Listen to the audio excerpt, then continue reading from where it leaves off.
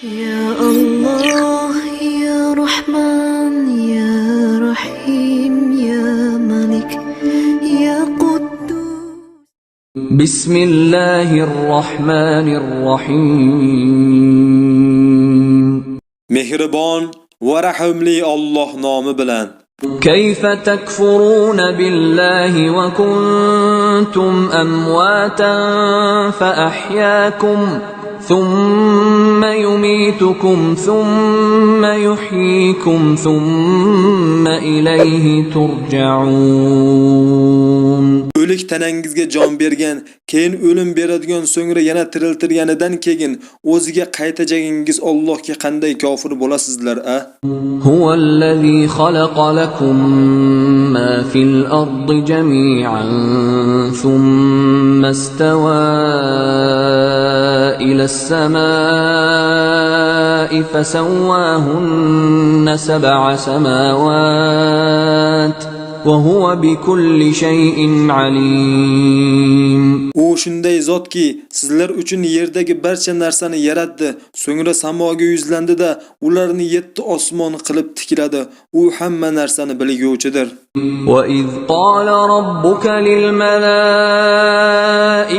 إِنِّي جَاعِلٌ فِي الْأَرْضِ خَلِيفَةً قالوا أتجعل فيها من يفسد فيها ويسفك الدماء ونحن نسبح بحمدك ونقدس لك قال إني أعلم ما لا تعلمون. Ey Muhammad alayhisalom, eslang, Parvardigoringiz farishtalarga men yerda odamni xalifa qilmoqchiman deganida, ular aytdilar: "U yerda buzg'unchilik qiladigan, qonlar to'kadigan kimsani xalifa qilasanmi? Holbuki biz hamd va sano aytish bilan seni ulug'laymiz va sening nomingni modom pok tutamiz." Alloh aytdi: "Men sizlar bilmagan narsalarni bilaman." وعلم آدم الأسماء كلها ثم عرضهم على الملائكة